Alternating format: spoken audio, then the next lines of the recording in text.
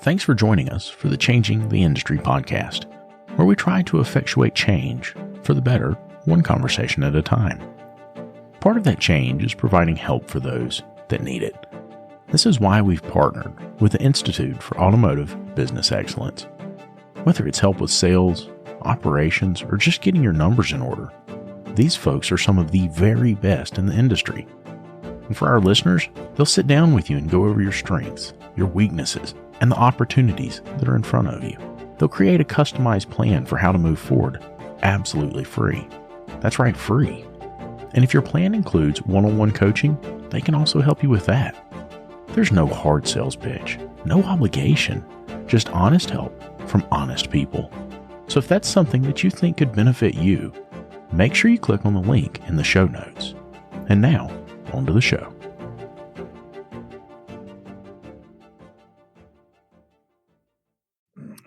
Bring your mic. So looking at that, yeah, bring it to the other side of you. There you go. Yeah. That way we can see your face. We didn't do this with anybody else. They just walked up and they're like, can't see their face or anything. He didn't care. For you, apparently, it's special. No, we just got to make sure we send it to Cass. Yeah. I didn't tell him I was doing this. Good. On purpose. Good. I'm actually going to put it on Instagram and tag him. Yeah, that's good. As like, I'm going to tell him as I'm telling everybody else. Like, Yeah. I talked a lot about you on this podcast. I know, right? Introduce yourself. Yeah. I'm Ethan Ross. I'm the service manager at Choate Diesel Solutions. We're a division of Choate Engineering Performance, which is a diesel engine remanufacturer, parts manufacturer out of Bolivar, Tennessee. It's weird to hear you say that because it's supposed to be Wyville, Tennessee, but I get it. It's not Wyville anymore. I know. It's but Bolivar. I mean, like, It's also not Bolivar, which is everybody else says. it's weird because like I met Cass Yeah. like, 7 or 8 years ago. Right. And that we became friends then. Yeah. And now here we are all these years later. And like from what it was then, like he was fixing appliances. Yeah. Somehow we met, right? Like Yeah. I think it was something about a diesel truck. And so like we've been friends for years. You reached out a while back. Mm-hmm. And you said, he reached out. Yeah. And he said, hey, will you talk to Ethan? I said, sure, I'll talk to Ethan. And it's been an interesting journey since then. To say the least. You want to tell us about it? Yeah.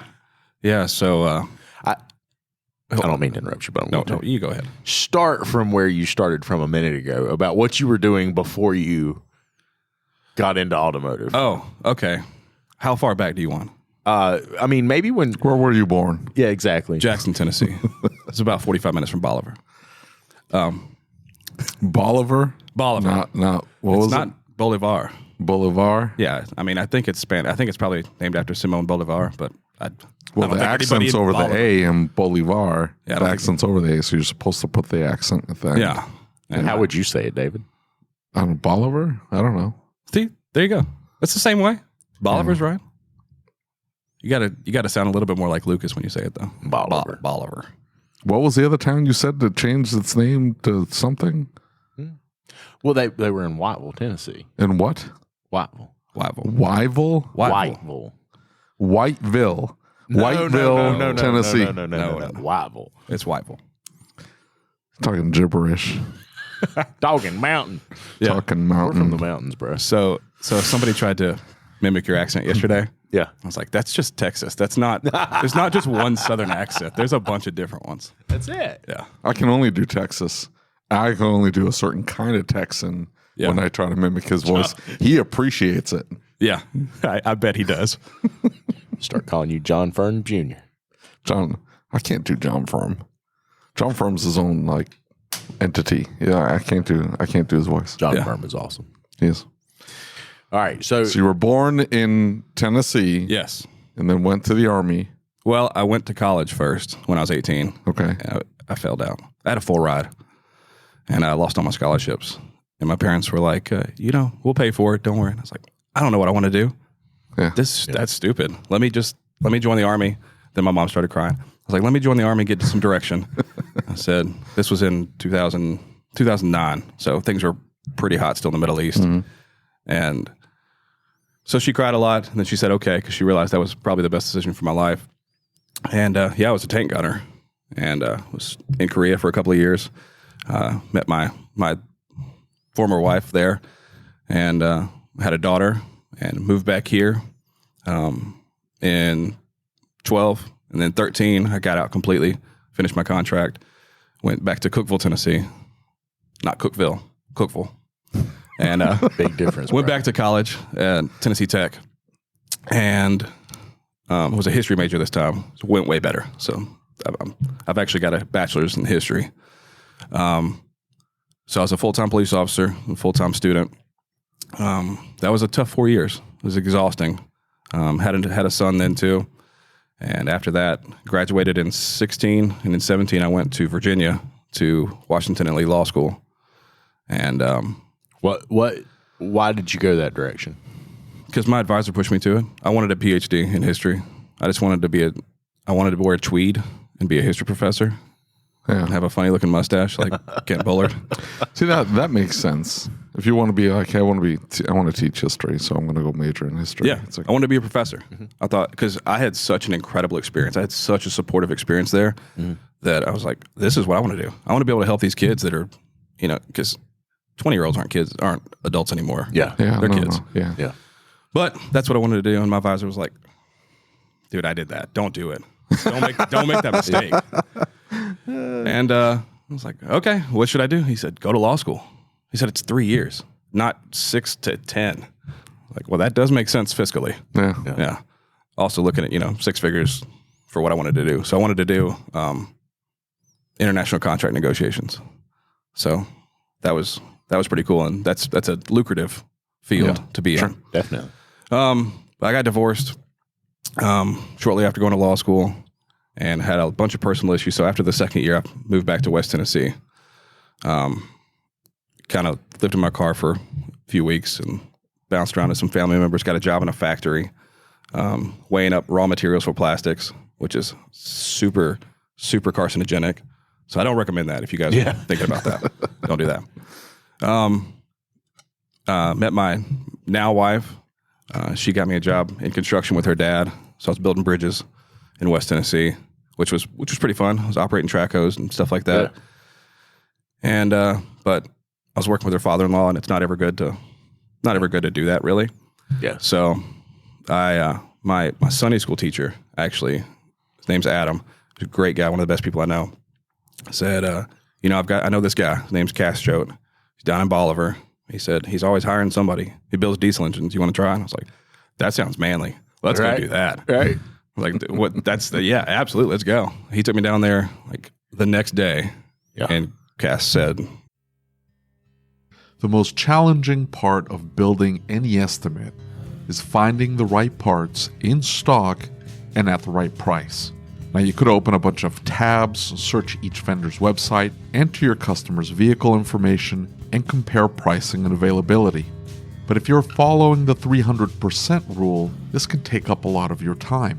That's why Lucas and I both use PartsTech at our shops. It's one website to see an unlimited number of parts and tire vendors. With one click, we can import parts and order them from multiple vendors all at once. And here's the best part. PartsTech is absolutely free to use, and your shop management system is probably already able to connect with it. To get started, just click the link in the show notes or go to partstech.com/podcast. That's partstech.com/podcast. Hey, one more thing. If you find out that your shop management system doesn't integrate with PartsTech, it's time to upgrade. David and I use what we believe to be the very best system on the market, Shop-Ware. With unmatched features like Parts GP Optimizer and DVX, which is their digital vehicle experience, Shop-Ware really is way more than just a shop management software. With it, you'll be able to create an immersive and interactive experience for your client, setting you apart from everyone else using run-of-the-mill software. Are you ready to upgrade? Click the link in the show notes to get started. Took me through the plant and said, when can you start? And so that was pretty cool. Right. I went from being in law school, wearing suits, going to DC, all these functions and stuff like that, to in a factory, getting disgusting every day. Right. And now I've got actually got a good job and what is an awesome industry. So let's break this down a little bit. Oh, great. Because My recollection of events after meeting Cass was a little bit different than yours. Okay. So I remember when you got made service manager, right? Yeah. You had never been a service manager. I don't know if you caught on to like the rest of the story. You had never been a service manager. No. I had a couple of soldiers under me when I was in the Army, and I ran a few organizations in law school. That was it. Right. But I told Cass I had leadership experience. But you had never been like in automotive at all. Right. No. I think he knew it. Maybe he knew it. Maybe he knew it. Maybe he knew it. Everybody throws that term out very loosely. Leadership experience? Yeah, I've got leadership experience. Like, okay, I did have 2 soldiers under me as a tank gunner. So that's leadership experience. Listen, just because you were sitting on top of them does not mean they were under. It had also been wise. 10 years since I had done that. Right. And I was like a 21-year-old. It's much different. Yes. I'd forgotten all that. And I don't know if you know this, but leadership changes when you have a gun in your hands. Right. It does, It really does. Super easy. It is. I mean, people listen way better. Yeah. You know?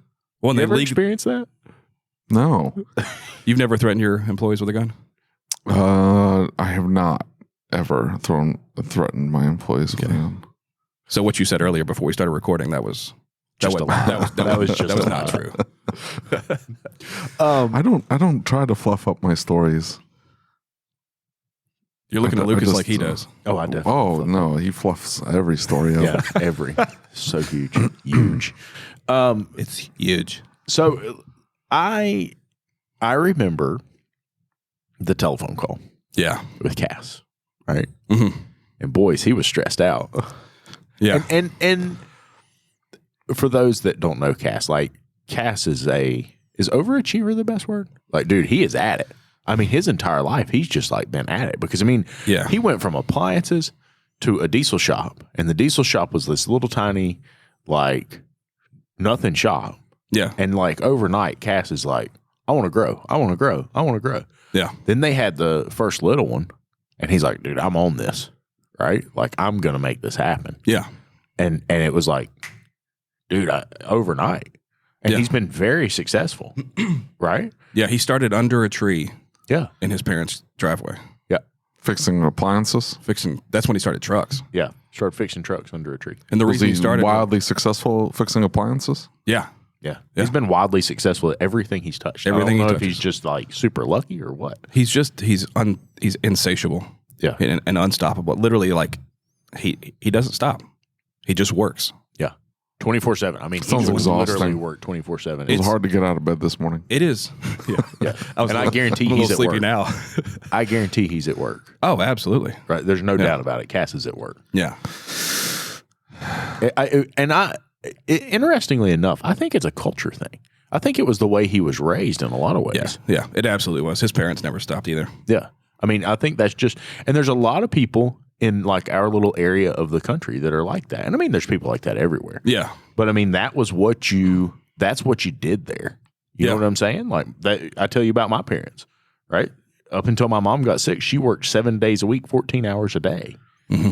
You know, and that's what she wanted to do. It wasn't like it was a chore. It wasn't like she didn't want to do it. She loved doing it. My dad, like right now, he'll be at work. Right? Yeah. There's no ifs, ands, or buts about it. I guarantee it. And my dad actually worked in that factory I was talking about. Yeah. That's how I got that job. And it sounds like a lot of nepotism in this story. Just edit all that out. Anyway, yeah, he hit 35 years a couple of years ago. And he's retiring this year Right? because he's like, he physically can't do anything anymore almost. Yeah. But yeah, 37 years now in this company. That's crazy. And he worked 6 days a week. I remember growing up 6 days a week. He didn't work every Saturday when I was a kid. He does now. Yeah. But yeah, 6 days a week, hard work. Goes in it. I think he wakes up at 4:30. He wakes up at 4 in the morning, drives an hour to work, and doesn't get home until 5. And I mean, that's really the story of blue collar America. Yeah. Right? I think that's Absolutely. pretty consistent with blue collar America around the world, right? Or around the country. And it's not just the South. I just think the saturation is a lot higher in the South. Yeah. I think you're right. Yeah. I think you're right. So No, I'm not casting aspersions on the Midwest. Is that where we are right now? Is this the Midwest? Yeah. Yeah. Okay. Very mid. Like square in the. Yeah. We're almost dead in the middle, aren't we? I think this is as far west as I've been in America, Really? except for my layover in San Francisco. You Going to went Korea. pretty far west when you went to Korea. Yeah. That's pretty far west. It's about as west as west Yeah. gets. That was in the air, though. Although I think didn't that's drive that. technically east because you cross over the international date line. So I think that's Yeah. super I east. flew west, but it's considered east. Yeah. Yeah. So, you know, Cass is stressed out because he's put you in a position. Yeah.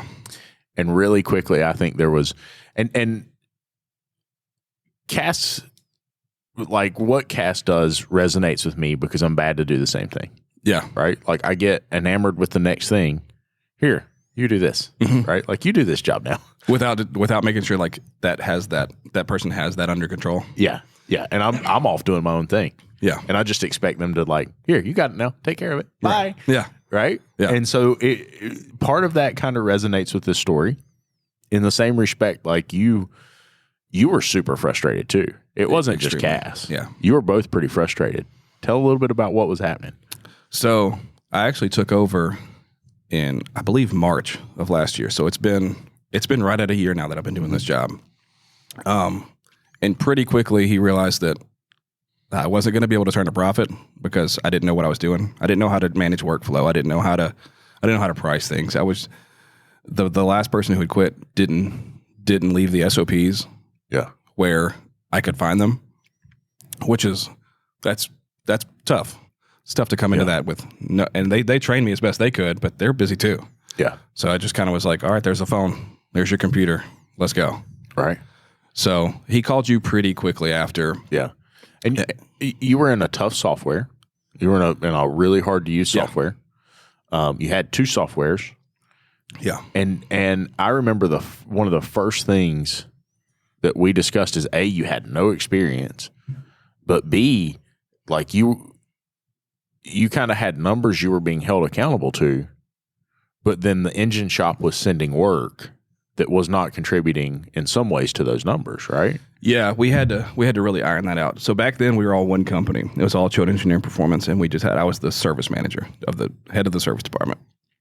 And I guess previously it had kind of been ironed out how the service side could make a profit while doing a lot of the engine building company's work. But by the time I took over, I was not able to generate profit from doing the engine installs, which was very frustrating. Yeah. Very frustrating. And I didn't know. I'd never run a business before. I'd never tried to earn a profit before. I'd never had to deal with people that weren't legally required to do what I said. Yeah. Because in the Army, they have to, they'll go to jail. Yeah. Yeah, my techs didn't. Right? We could just quit. Yeah. And so that was terrifying to me too, because Bolivar's a small town. Yeah. And now I realize like you can attract talent from other places if you have a good company culture and if you're paying them enough money. Right. Excuse me. But I was scared. I was like, I'm going to lose my techs if I push them too hard, and which I'm sure everybody It's a common thing. feels that. Yeah. So he called you. Y'all had a long talk, and then he gave me your number and said you were really prominent in the industry, your shop ran really good numbers, and you were the guy to go to. You actually ran ASOG, and I wasn't familiar with that, obviously. I didn't know anything about the industry. Right. So I called you. You were super personable. But then you find out he has terrible numbers, doesn't run ASOG, and he's mediocre at best. Yeah, David actually does Mediocre. everything. Yes. David is the true elite. Yeah. Yeah. He carries all that talent in that beard. It's dripping out. That's what's I'm dripping out. more mediocre than mediocre. I didn't even make it At mediocre, best, bro. at best, we're mediocre. Yeah. Yeah. So really quickly, I think we figured out that, hey, you felt overwhelmed. Yes. And I one of the things, like I remember my journey of improving my shop, like trying to find my way. Yeah. One of the big ones was, what do I expect from a technician? And that was one of the big conversations that we had. Yeah. Is like, you didn't know what to expect from them. Yeah, exactly. And there had never been any accountability, right? Like, we talk about treating techs better, and that's awesome. Techs should be treated better. but there also has to be some type of accountability, right? Like who's making sure they're doing a good job? Who's making sure that they're productive? And even in David's case, David's not too worried about hitting a certain number of hours, right? Like once you hit we need to hit the number of hours, and after that, it's whatever. Right, and that number for David's fairly low. Like he's okay with that. But the point is like he's talking to them about manageable. You're gonna give my techs a complex. They were like, Lucas says we do low numbers. No, I just need an acceptable level of performance. Your boys don't listen to this shit. That's And what, it's that was manageable. They absolutely do. They listen to this podcast. Yeah. Huh. I have one that listens like on Spotify, and the other ones listen on YouTube. Are they a sponsor? Who? Spotify. No. Okay. But he listens on Spotify. He's got a Spotify account. What you don't know is all 4 listeners are his techs. He threatened him, and now actually. my wife. My wife now listens. So we have 5 listeners now. That's pretty sweet. My wife will probably listen to this one. Oh, cool. So we got 6 now. Yeah. Hot dog. Man, we're moving up in the world.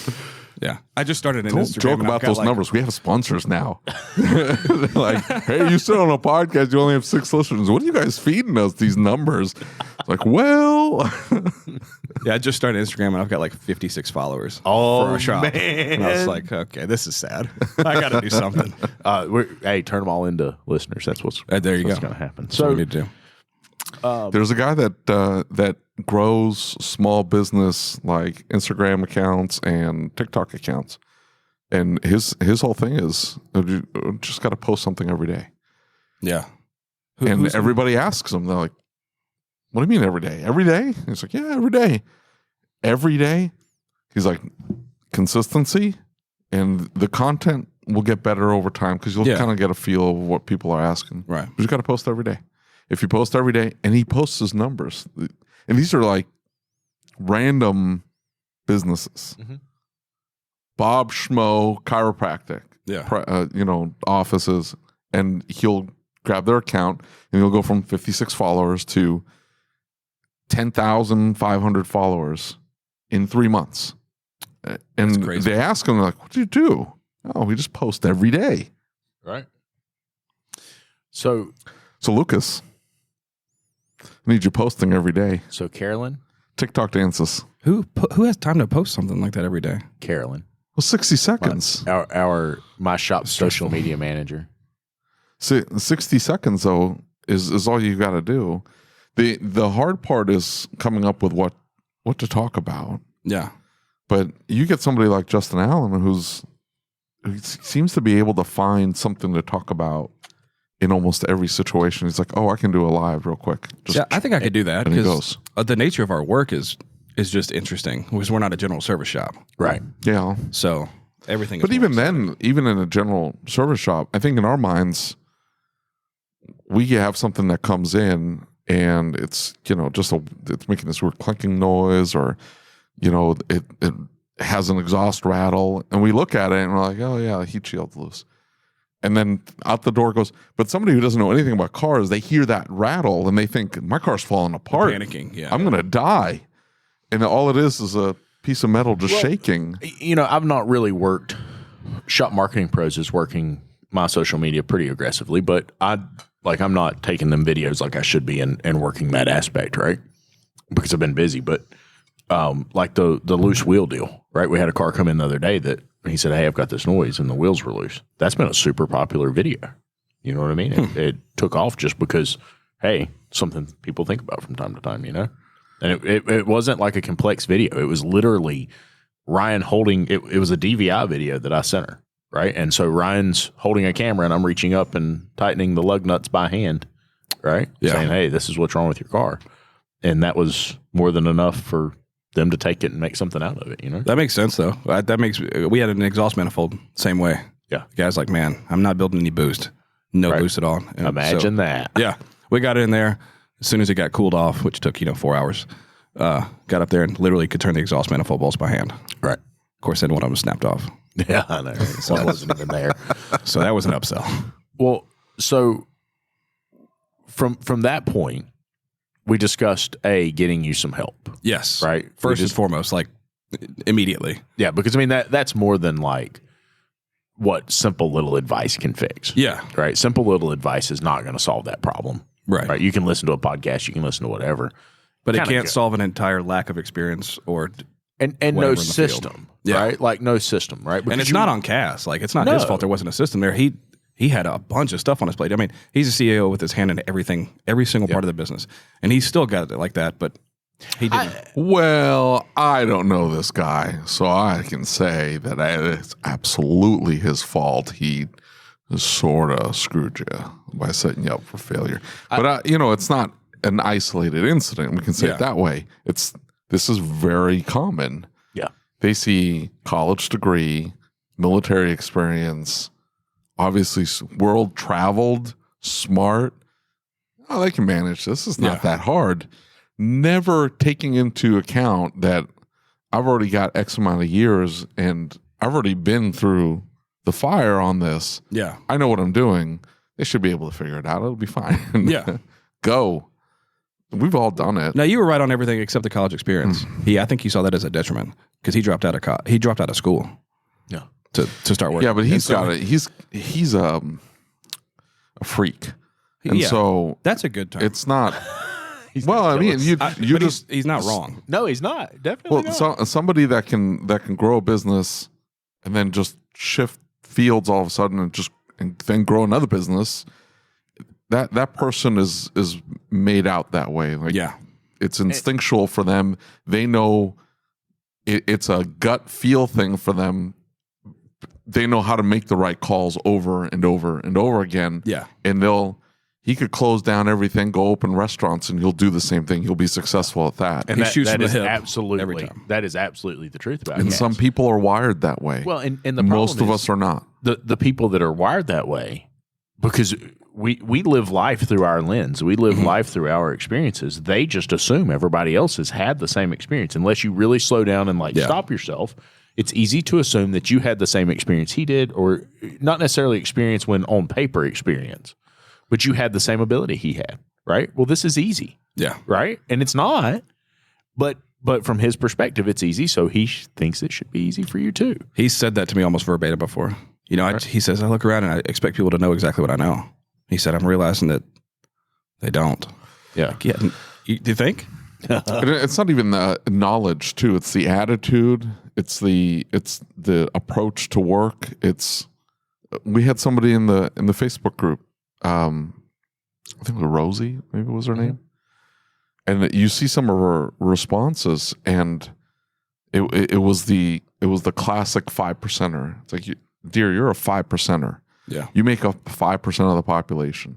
The way you approach work, business, life is unique to a small subset of the population. Yeah. Everybody else is different. Yeah. They need structure. They need processes. They need a framework. They need guardrails.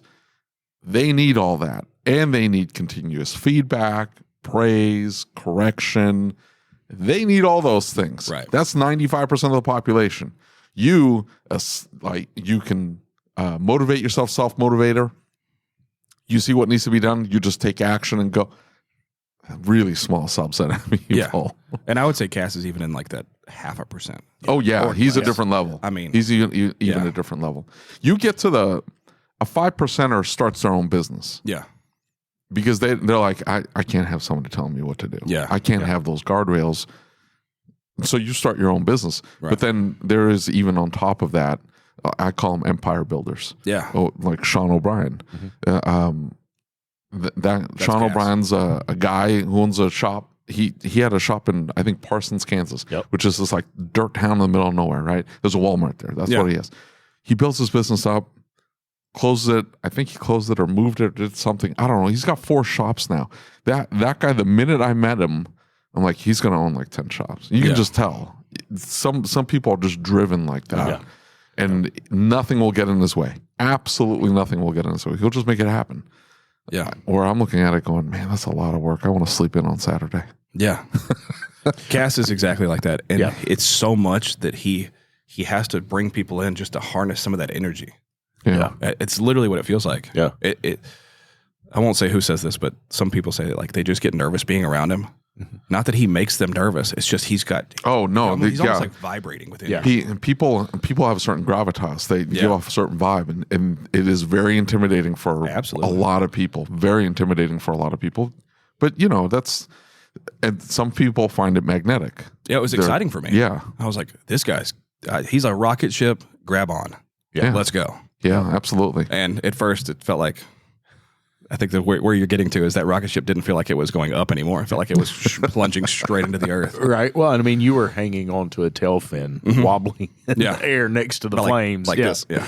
Well, and so tell us about the next step, right? Because like things are not what they were 6 months ago, right? Like you've seen some tremendous change and there's things that still need to be improved. We know the numbers need some work. We know some other stuff needs some work. Kind of my first recommendation is like, hey, there's such a devoid of process. There's such a devoid of anything here. Like we can see the majority of the problems. Yeah. But we've got to get a software that you can use and you can manage, right? And so we got him to Shop-Ware, which is a whole lot easier. It's more. You guys didn't even tell me to. Right. I listened to your podcast. Shop-Ware was a sponsor, and I thought, okay, Lucas seems to know what he's talking about. Cass trusts him implicitly. Shop-Ware's a sponsor of his podcast. That's all I needed to try it. Yeah. I mean. And that's a wrap, boys. We're done. Cut that. Let's go. So I am a little gullible, I guess, too. Right, definitely. Don't add that in. Well, no. Okay. No, I'll round it off. You nicely. ruined it. I'll finish it nicely. Okay. I'll bring it full circle. So I tried them for a month, and I was like, this is it. Yeah. Because I was running 2 softwares. Yeah. And I told him when I canceled my other ones, because I'm also a people pleaser, which is not great for a boss to be a people pleaser. I know, right? So I called him. I was like, look, you guys, it's not you, it's me. I was like, listen, I can't run 2 softwares anymore. You guys can't do both. This is it for us. Yeah. I'm sorry. I hope there's no hard feelings. Right. My bad, fam. Yeah. So then I started using Shop-Ware. I was like, okay, this is starting to make sense. This was last summer. Yep. And started getting some numbers, right? Started getting some numbers. They were bad numbers. Yeah. But I actually had numbers for once because I didn't have numbers before. I didn't know what I was doing. Right. I had nothing, no metrics, nothing. And like Cass would be like, what's your GP? I'm like, what's that stand for? I don't know what that means. General physician? Yeah. Hang on, I think she's over in town. Yeah. So anyway, I got hooked up with, I guess, names? Yeah. So you hooked me up with Kent Bullard of the Institute. Kent called me, talked to me. It was great. He hooked me up with Mark Sewell, one of the coaches there. Yeah. So I've been with Mark since then. Mark was giving me great advice and trying to help me, but at that point, between him and me and Cass, it just wasn't connecting. The puzzle pieces were there, but we couldn't put them together. Right. So I don't really know. I blamed Cass at the time, wholeheartedly. You could probably attest to that. And I know that Mark and probably Kent too can attest to that. Right. So when I went to AST in September, which was cool. He invested in a coach and he invested in sending me to AST to these classes. So I was like, okay, it's not all bad. But I was so frustrated. And the stuff that they were saying in these classes, I was like, there's no way. Yeah. Changing the company culture, that's not going to happen where I work. And I was so frustrated. I mean, to the point of like, thought about leaving the industry. Yeah. And Almost did. Almost did. Yeah. Almost left the industry. Something told me not to. And now I know that was, so I was praying a lot about it. Me and my wife were. And God was just, it's like, stay there. Pump the brakes. Chill. It's going to be okay. Trust me. And I did. I stuck it out, and it was like 2 months later, I was like, Cass, I almost quit. I almost quit and just left. And so I don't know what happened. He took his hand off the business in a big way for me. And he started changing the company culture as a whole, both Choate Engineering Performance and Choate Diesel Solutions. He changed it as a whole, started really having a different heart for his employees that we hadn't seen yet. And a lot of it was he built that business from the ground up, and it's his baby. He'd been burned by so many people that he had treated right. Yeah. And once you've been burned so many times, it's hard to come back from that. Yeah. So anyway, January 1, Choate Diesel Solutions got its own LLC. Huge. That was huge for me. I was like, okay, this is something we can grow into something we want to see. So as soon as that happened, he's like, all right, we're going to franchise this. I was like, Cass, this is not franchisable right now. It's like, this is baby levels, right? Right. He's like, no, we're going to do it. We're absolutely going to do it. You ready to go? I was like, Yeah. Okay. Let's go. Right. So got down, and Mark has been helping me along the way, and it's taking shape now. It's taking shape. What were the things that you and Mark really like?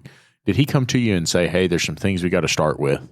What were the real basic things where you're looking at numbers, you're seeing what's going on? Where did all of this kind of start? What was his big thing when he looked at the business and he said, "Hey, we got to do something about"? Yeah. So the problem was I wasn't telling him what I needed from him. I think that is what was the cause of the frustration for the first 6 months. Okay. I was telling him basically I was the service advisor. So he was trying to teach me how to sell. We're backed up constantly like 6 to 8 weeks.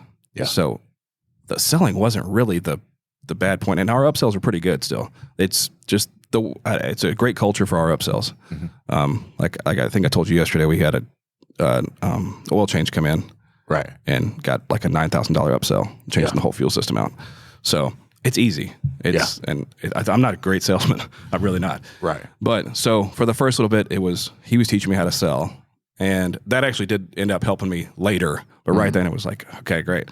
So once I realized what I needed, I was like, hey, Mark, I need help with the business, running this business. He's like, oh, okay. Why didn't you say that? I don't know, man. Well, I didn't know what running the business was, Mark. I don't know, Mark. I don't know. So that's when he was like, let's start from the beginning. This is an SOP. This is what an SOP looks like. Yeah. He said, you need these for everything you do in the business. He says, this is what a workflow looks like. So he sent me like a 30-page example of a workflow. It's like basic SOPs all the way through the shop. Right. And starting setting those base levels and learning how to see like, okay, GP is this. GP is parts cost plus labor cost, right? Or whatever it is. It's your total minus parts cost minus labor cost. That's your GP. Yeah. Now let's look at net profit. You got to take all this other stuff off. And I was like, oh man, it's like zero. He was like, yeah, it's like zero. And I was like, some months it looks like it's under zero. He's like, yeah, you're losing money. Right. Like, oh, you're paying to come to work. Yeah. I was like, that's not great, is it? He's like, that's really bad. He's like, you've been frustrated with cash, but you're still in that job and you've been losing money. I was like, oh dear. Right. So that's when I was kind of like, okay, let's have an awakening. Let's start doing stuff right. And everything kind of just fell together. Yeah. We started generating a profit, and we're still not anywhere near the numbers we want to be, but we're actually turning a profit consistently. And it's inspiring. So, I think at that point in time, you really had an employee mentality. Yeah. Right. You were approaching this as an employee. Absolutely. And so I think people who truly care about the people that they work with, the people they work for, and truly care about the business, when the realization of the true numbers hit, right? Like that awakening to what net profit really is, right? Because I don't think there's a lot of people who truly understand it. Right. And if somebody's listening and they're a technician or they're a service advisor, you need to understand what net profit is. Yeah. Right? You really need to understand. I think you can explain it to them, because I go over my numbers with my staff. They know what our break even is. They know where our sales numbers are. I don't necessarily share percentages. Yeah. I don't really operate that way. I tell them what they need to know to control what they can control.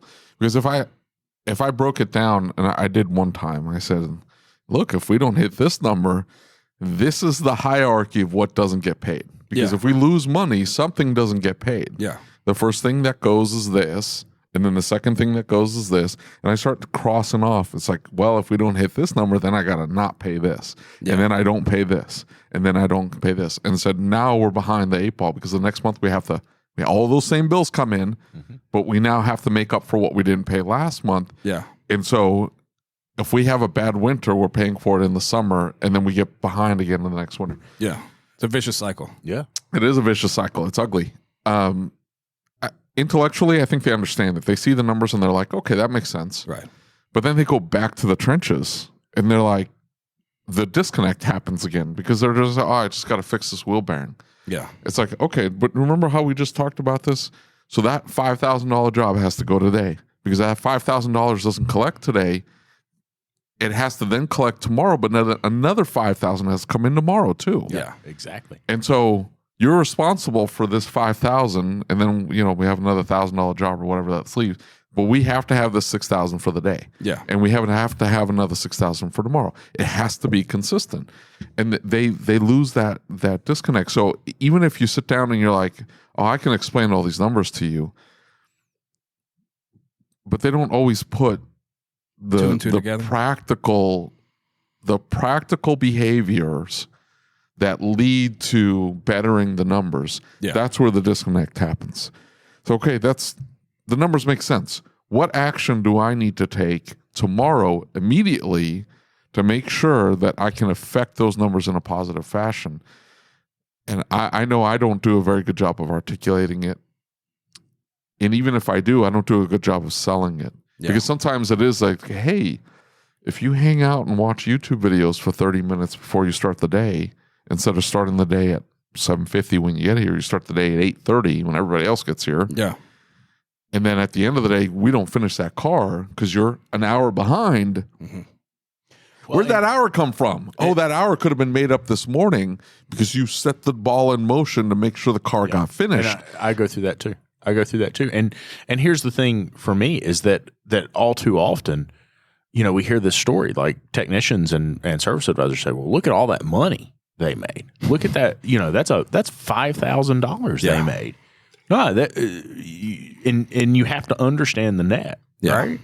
Because that's not $5,000 that I just get to put in my pocket, right? And unfortunately, many of those conversations sounds like that's what they think happens with that $5,000. Like, I'm just sticking it in the bank account. I think at this point, especially if they're listening to this podcast, I don't think it's anybody listening to this thing. I really don't. Why?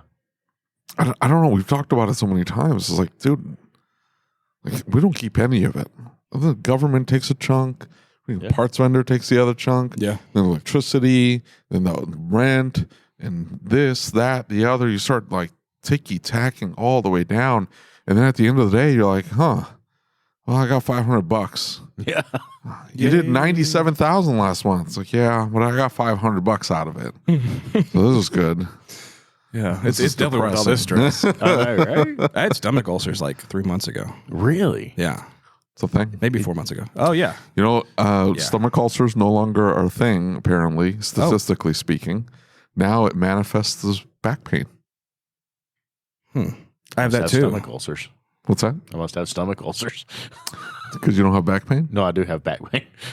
You got both. No, all I'm saying the stress. Yeah. It was common to see stress cause stomach ulcers. You don't see as many stomach ulcers anymore. Wonder. And there was a precipitous drop off in the 80s going into the 90s on people having stomach ulcers. It just stopped. No stomach ulcers. It became very, very less common.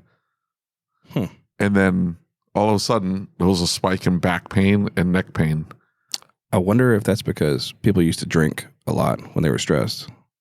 A lot more than they people did. Still drink a lot. But the 90s saw a big drop off in like drinking? the levels of drinking. Yeah. Really? Really? But they started that Mothers Against Drunk Driving. There was a bunch of campaigns in the early 90s to stop that, and it had some effect. I wonder if that's possible. Why? I don't know. I read a whole book on it. Thank you, Kyle Logue. The doctor said, yeah, it's now back pain. It used to be ulcers, now it's back pain. Yeah. Now everybody's got back pain. And it's like, I back pain all the time. Yeah. It's terrible. Yeah. It's stress induced. Well, so I wanted to ask you, when you said that about explaining that profit to your employees, what does that look like? How do you show it to them? Oh, I just run down to P&L. Okay. So you literally just show them the piece of paper. I draw it out, but okay, I draw it out on a whiteboard. Yeah. But we talk about, I don't necessarily get into the expenses per se, or I shared with him the budget for the year. Yeah.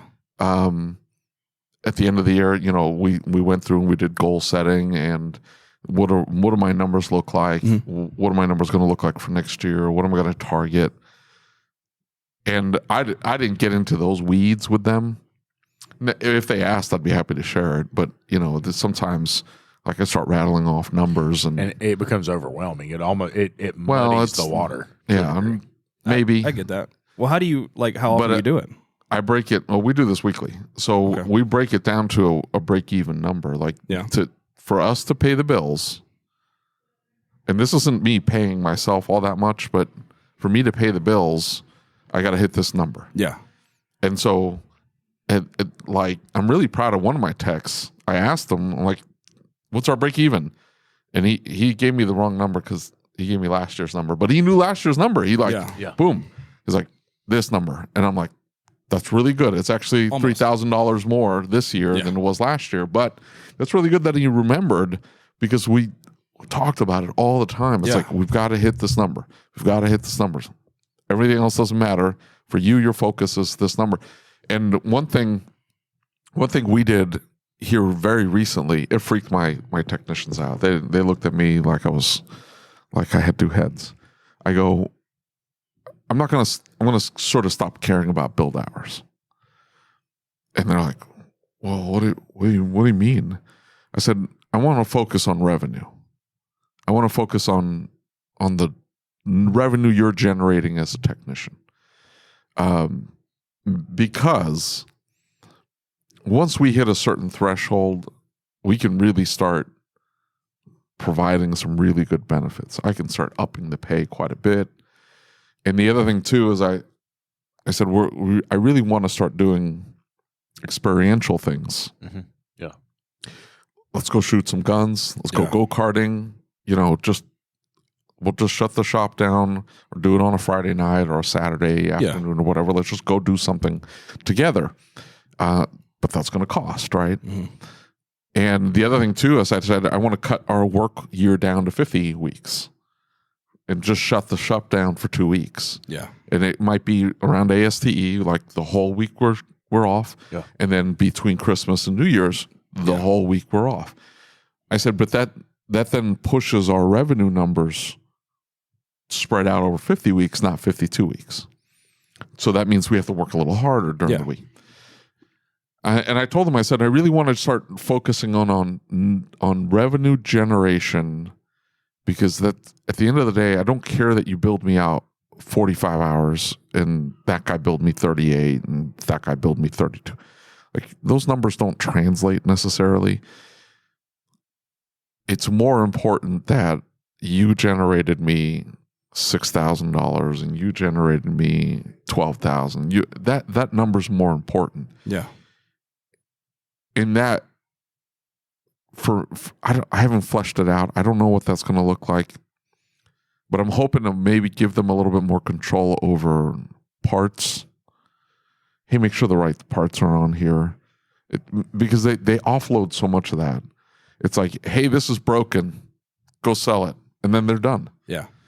And then we start the sales process. We start the estimating process. We get the parts, the repair sold. They come back and they're like, hey, all these other parts are broken too. I didn't notice it. Sorry. And then we got to go back and sell. So I told them, I said, I need this to be more collaborative. I need this to be a more collaborative effort where you're in a better line of communication with the front and you guys are talking back and forth to make sure that at the end of the day, this revenue number is getting hit. Yeah. And if that means that, hey, we probably could sell this with that, hey, I want to make sure I got all the parts listed on this ticket. There's ownership there. Yeah. And on a very simple level, it could be something like the valve cover gaskets on 3.7 MDX. Yeah. Okay. You do valve cover, I don't know what the numbers you said. Acura MDX. I know what valve covered gaskets are, yeah. Acura MDX, 3.7 liter. When you do valve cover gaskets, you almost always want to sell these O-rings on the back of the cylinder head. Yeah. Because they leak. They always leak. Or sometimes it's just the O-ring that's leaking. Well, that's going to require valve cover gaskets, the O-rings, and the plenum gasket, which gets forgotten. Mm-hmm. Sometimes it can be reused. But it's like our cost, like $70 plenum gasket. Yeah. And then Probably should sell spark plugs too, but I'm in there already. What else should I do? Valve adjust. Okay, so now that $600-700 valve cover gasket job might be $2,000 because I've sold A, B, C. This is now a conversation. Do we really need to do this? Did I maybe look at the map sensor voltage to see if we're kind of getting close? We're out 0.98 volts instead of 0.8 to 9 where I should be. This is now a conversation I can have with the customer. The technician could be feeding that information to the service advisor. The service advisor now has ammunition to go back to the customer and say, we really should.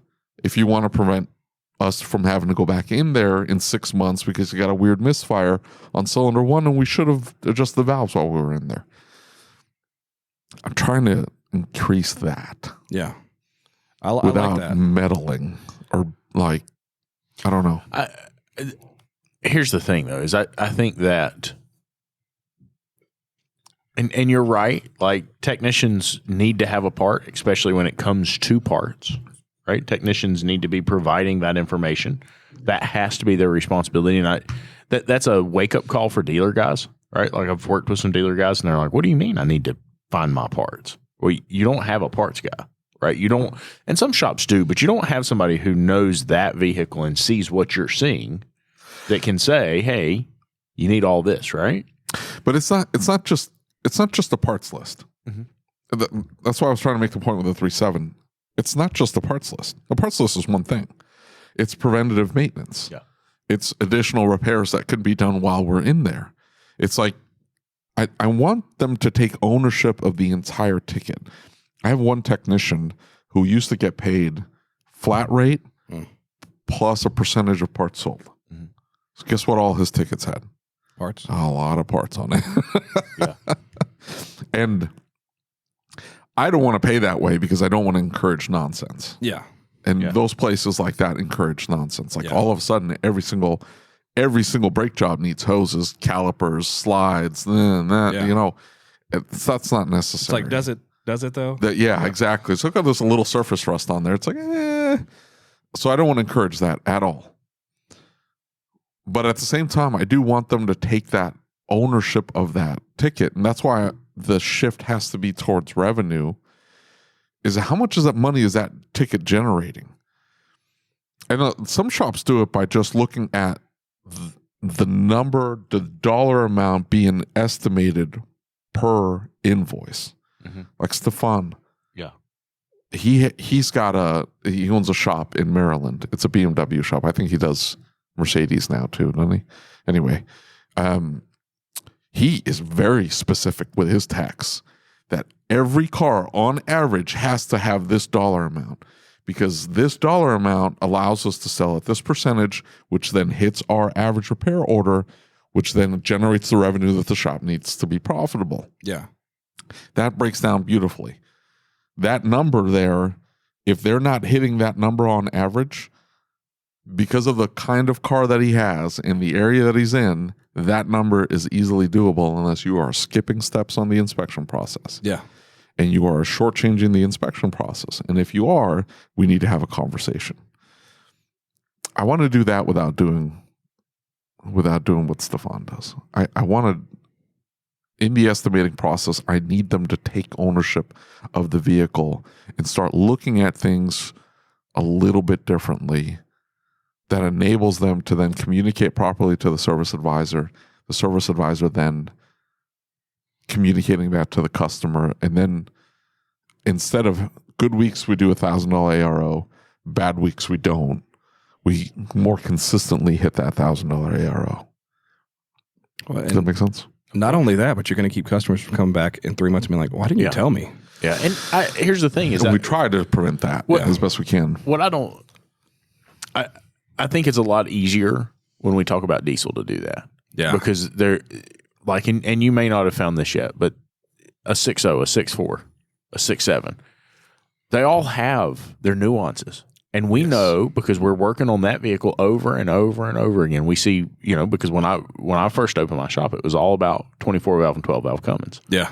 And so that's all I worked on. Mm-hmm. And so I knew those trucks. Hey, you're going to have this problem. You're going to have this problem. You're going to have this problem. And you're going to have this problem. If we deal with those now, we don't have to do them all right now. But if we deal with this, plus the other things the vehicle needs, here's what you're looking at. But it's going to save you this down the road. Yeah. That's a whole lot easier to do when you're working on a single truck or a single brand or a single, right? Right. That's a lot harder when you get into one day I'm on an MDX, the next day I'm on an F-150, and the next day I'm on a, right? And I'm not saying it's not possible. Don't misunderstand. I think it is. But it helps to have more technicians in your shop. And each technician is Specialized. not necessarily specialized, not specifically specialized, but you have technicians that know a particular line extremely well. Yeah. I have a tech who Chevrolet trucks and Ecotech engines all day long. If I want something done or something looked at or something like, hey, how do you handle this? That's the person I give it to because he's done tens of thousands of them at this point. Yeah. I got a Honda Acura guy and Toyota guy. Like, I got an issue, dump it on him, and I go, hey, like, how do we deal with this weird leak? Oh, there's this little plate on the backside of the engine that needs to be gasketed. Everybody misses it. Like, the guy knows. Yeah. Because he's just experienced. I think it'll be harder for a guy that has 2 techs. Yeah, that's true. Than somebody with 4 techs and some space that all of a sudden I can flesh this out a little easier. How many techs do you guys have now? 3. Okay. Yeah. I just got a third one recently. So the same 2 that you had, right? Same 2 I had, yeah.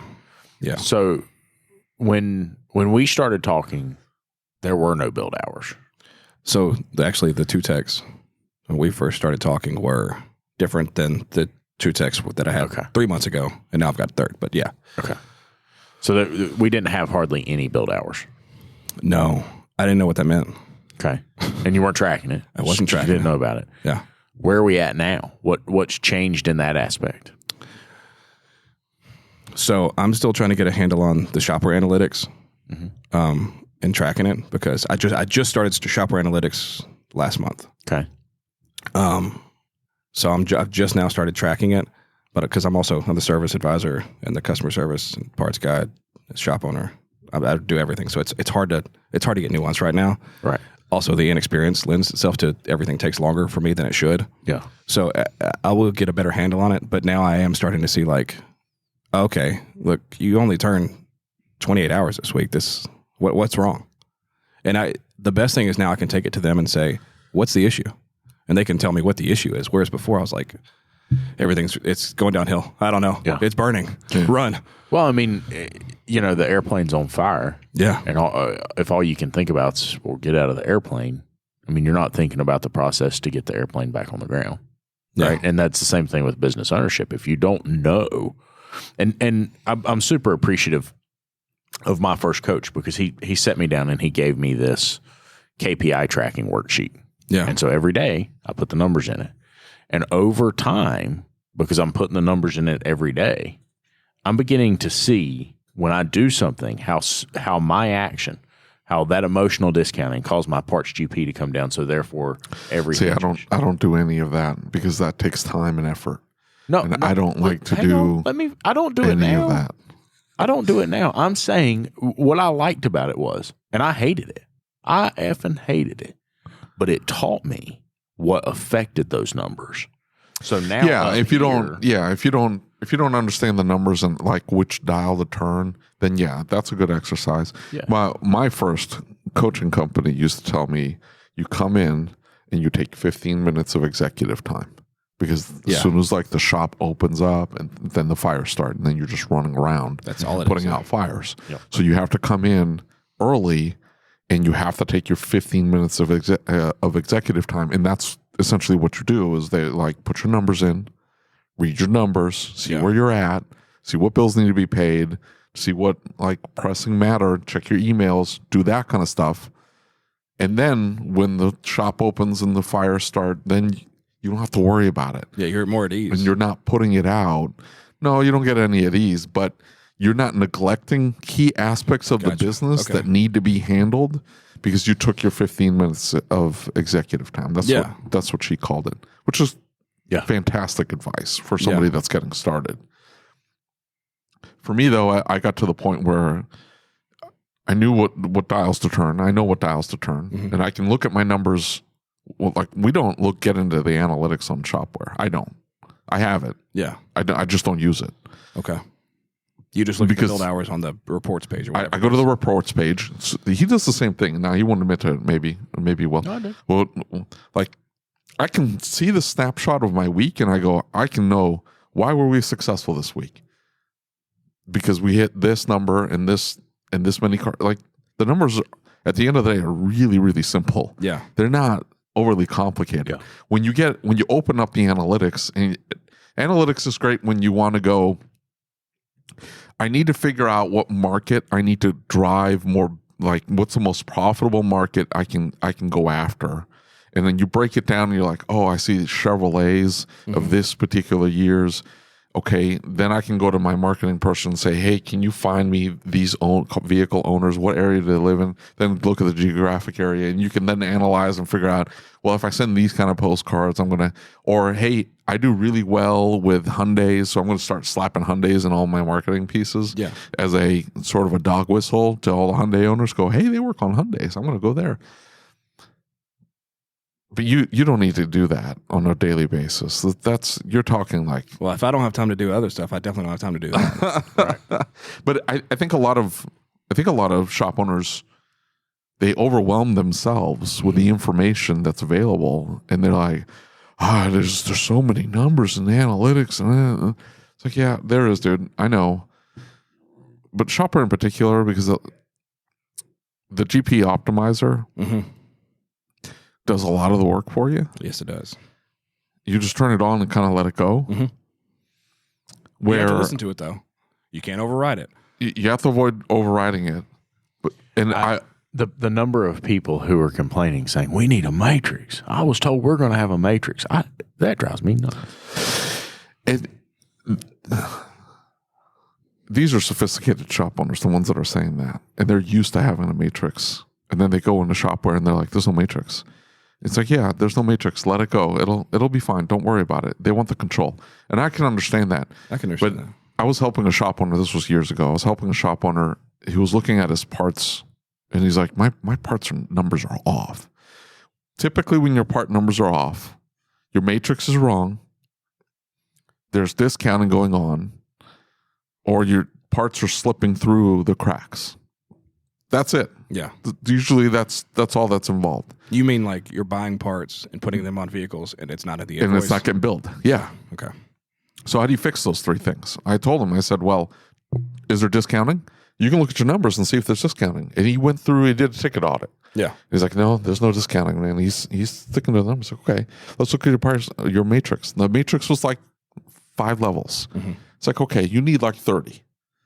Because between these dollar amounts here, the bulk of your sales are in these dollar amounts. Let's break it apart and see, we can probably squeeze more money out of this. Yeah. And so he went through, I didn't do it for him. He went through and he broke that sucker down. He had like 30 levels on his matrix. You could see.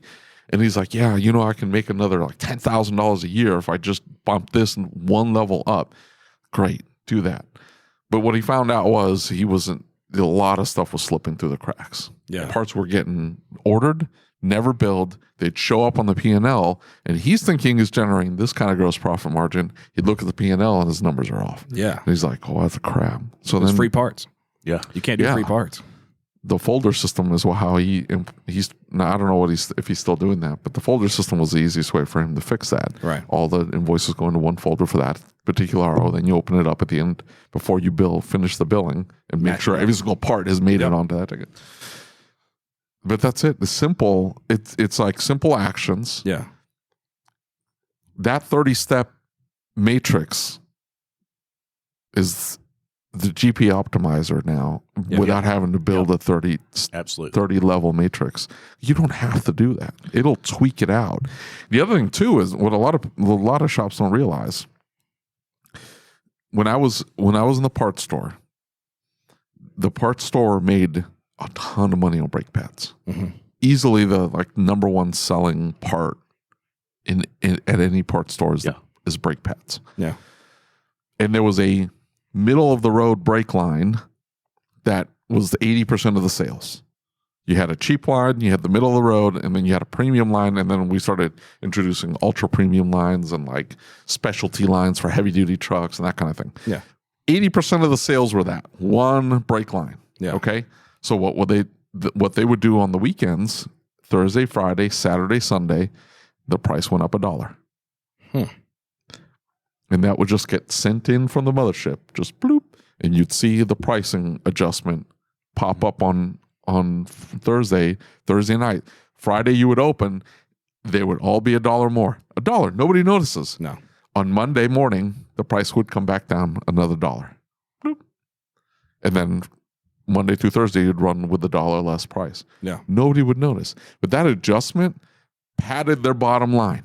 Yeah. They didn't have to Absolutely. do anything else. A $1 difference. That $1 difference meant tens of thousands of dollars that particular month, hundreds of $1,000s for that store, spread out over thousands of stores. That is huge money.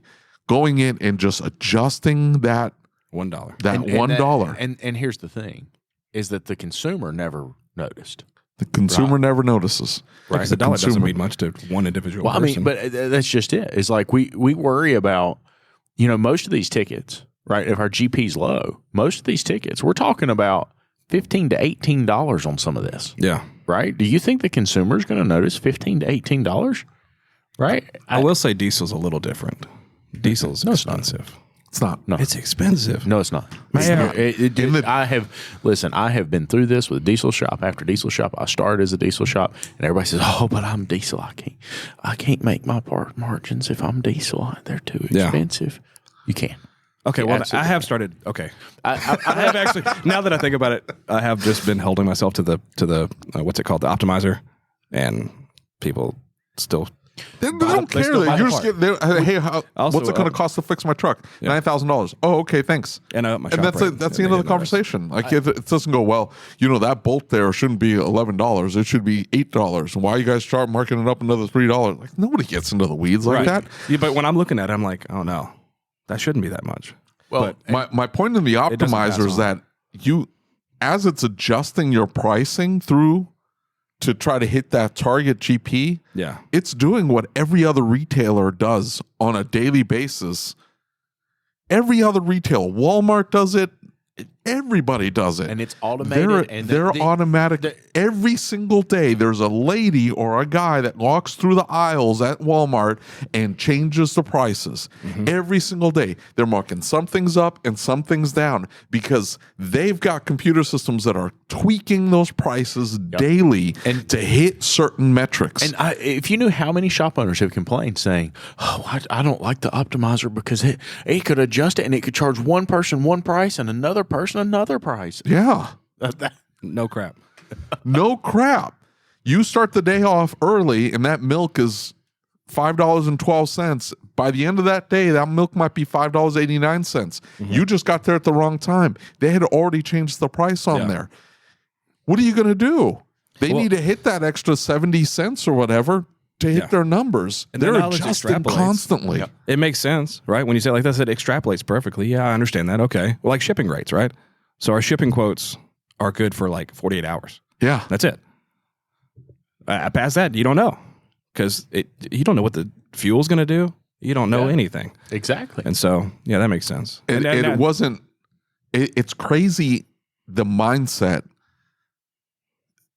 I think for me, like one of the biggest eye openers was oil.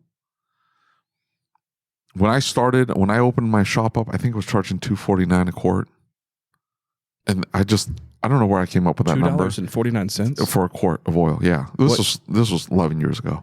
That's not that long ago. I know. To be that cheap. That's what I was charging. I think I was paying maybe, I don't know, $1.50 for the quart of oil or something like that. Yeah. And the big shift was I ran out of oil, called the parts store up. Hey, how much for a case of this much?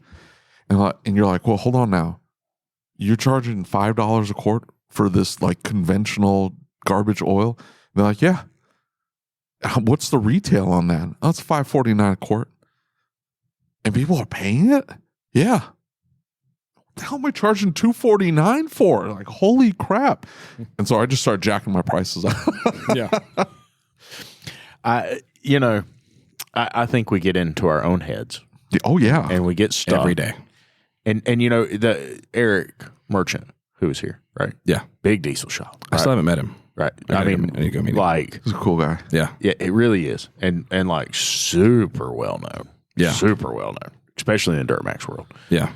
And Eric had this like hardcore realization, like, hey, if it wasn't for the parts business, the shop, like what I started doing, like where this all came from, wouldn't even be in existence anymore. Yeah. Because it's not making any money. Yeah. And in some ways, that's what happened with you guys, is because the engine business, when it took off, it was subsidizing the repair business. And so, Thankfully. right. then. And we talk about Paul Danner. Paul Danner did a video where he's talking about like, hey, we're fixing this vehicle that nobody else could fix. We got to charge for it. Like, it's not fair to not charge for it. And so just like with Cass, just like with Eric, just like with Paul, I mean, these are super well-known people. They should be charging a premium for this service because people are coming to them because they want this service and they're afraid to charge it. And so what do? They end up damaging their reputation because they're not charging enough to provide the quality service and stand behind the product the way they should. Yeah. And if they do, they're taking the money out of their own pocket, out of the other business to pay for that screw up. And then they get uber frustrated. They get so mad and so aggravated because now The numbers suck. right, the numbers suck. And so what do? You're pulling your personal money to fix this, so you're aggravated. Whereas if we just charge what we need to charge to begin with for a supreme service that nobody else in the country can offer, I mean, it's like, you watch these high-end law cases, right? Like the Murdoch case or whatever in Georgia. You know what I'm talking about, Murdoch? No. The dude that It's like killed his super wife famous right now. killed his wife and son. I mean, his legal team's like millions of dollars a week. And it's like, well, but I wanted the best. Well, I mean, so you're telling me like the best is going to charge me, the $500 or whatever, or I'm going to, I really shouldn't pay because there's public defense attorneys. I'll just get me one of those. Right? I mean, are you going to get the same result with a public defense attorney as you are with he's going to, it's not going to help him in his case. He's in trouble no matter what. He got convicted. He's Yeah. guilty. But every other case is different. Yeah, exactly. But I mean, they didn't do it. Yeah. I mean, they Well, didn't who do is it. this person? Murdoch? Yeah, it's Murders? It's MERDAUGH. Yeah, Murdoch. Yeah. He killed his wife and Or son? MUR. Yeah. I'm not sure. Yeah. Over Other what? people What too. happened? It was like a trail of murders or like a trail of deaths that followed him around. Yeah.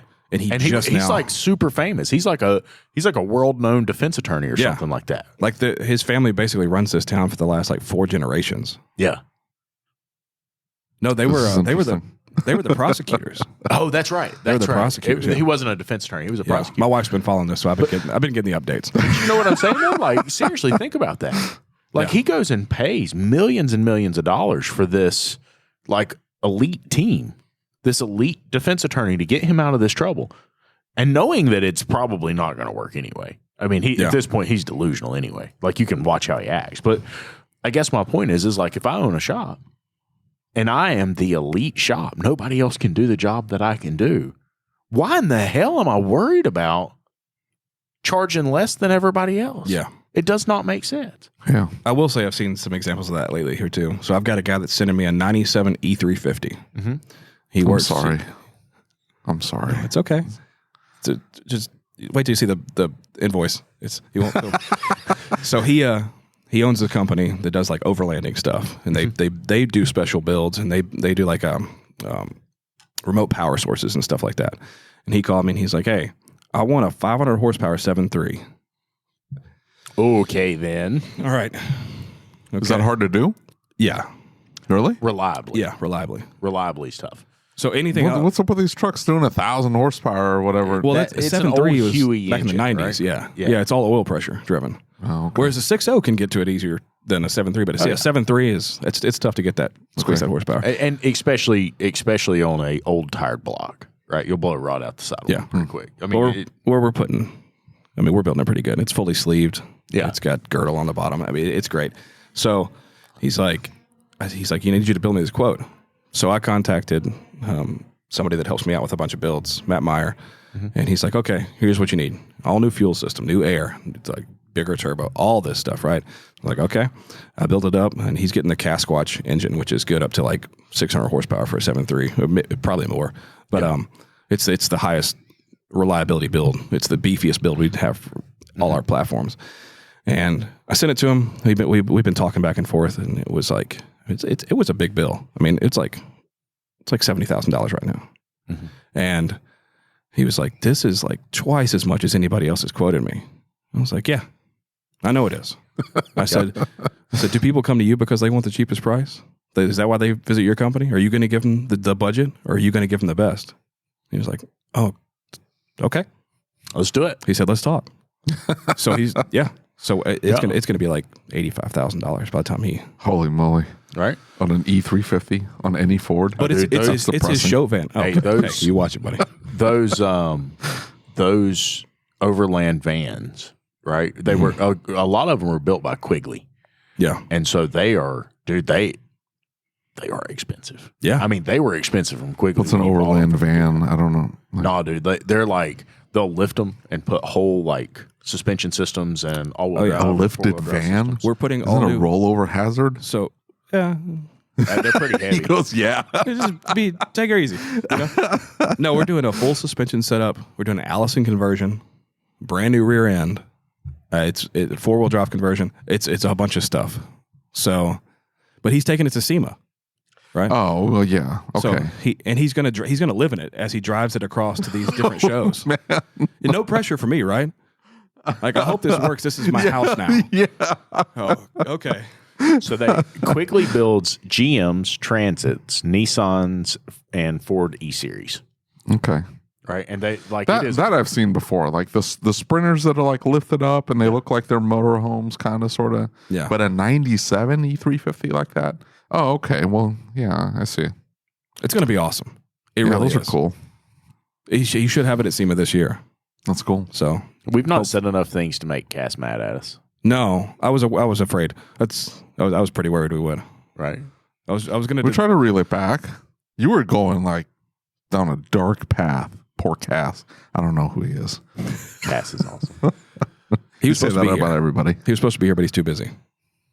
That has been the story every single time. I think that's going to be my story next year. He came to PRI. Just too busy. Were you guys at PRI? No. I don't know what that is. Performance racing industry. Oh, no. It's pretty awesome. You need to go. It's pretty cool. There's so much stuff there. Oh, you've been there? No, I've not been, but like, it's pretty cool. It was like so the Expo 4 is about like 8 times the size of this one, maybe. Sure. And it's race cars, anything you can think. It sounds like SEMA. It's not SEMA. They don't have any rims there. They have everything at SEMA. I know. I haven't been to Fancy SEMA. wax. So Have you never been to SEMA? I'm going this year. Yeah, oh, yeah. So they're like where that's all race, they have this, but it's huge, and they have it's like show stuff, right? Like show cars. They have show stuff, but there's a lot of like tool manufacturers and CNC machine manufacturers and body frame. Oh, you want to see body Cass frame nerd out? Straightening things. You want to see Cass nerd out? Lead him to the CNC stuff. And yeah, I know. Yeah. Eyes glaze over. Yes. Starts drooling on. You can't drag him away. Cass, it's time to eat. We have to go eat lunch now, or you're going to be hungry later. That's it. There's machines here. I can't leave. I know. I have to see this. Well, you were talking about experiential stuff you like to do for your guys.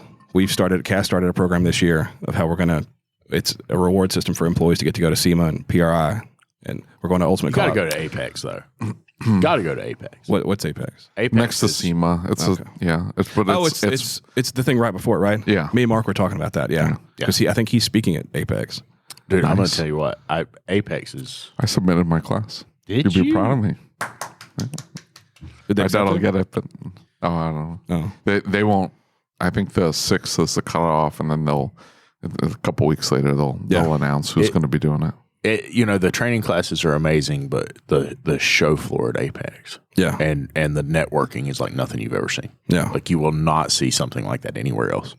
And it's Vision but bigger, massive, massive. And the show this has been awesome, dude. You imagine this show floor like times 10. Yeah, it's way bigger, right? And so you go in, you get to see the lifts in operation. You get more time with the vendors. It's a show the entire time, whereas this is just like a 2-day show. Yeah. This is a massive show that goes on nonstop. And so you really get to get in and see the equipment work and see equipment that like, I came here for the first time and I thought, wow, there's a lot of equipment at this show. And then I go there and I'm like, holy crap. Yeah, like you would never way think more about. niche vendors, Yeah. like Yeah. vendors that sell, Plastic clips and- plastic clips. And you're like, they make this? Yeah. Yeah, we make this. Oh, you guys are terrible at marketing because I've never heard of it. Yeah, that's all you make. How do you? Okay. Yeah, exactly. So, All right. thank you for being here. Yeah. Thank you guys for having me. Thank you for listening to the Changing the Industry podcast. If you enjoyed the show, do us a favor and leave us a review on your favorite podcast player. And don't forget to set it to automatically download the latest episode. Our efforts with this podcast, the YouTube channel, and the Facebook group wouldn't be possible without the support of our awesome sponsors. So please take a moment, check them out by clicking on the links in the show notes.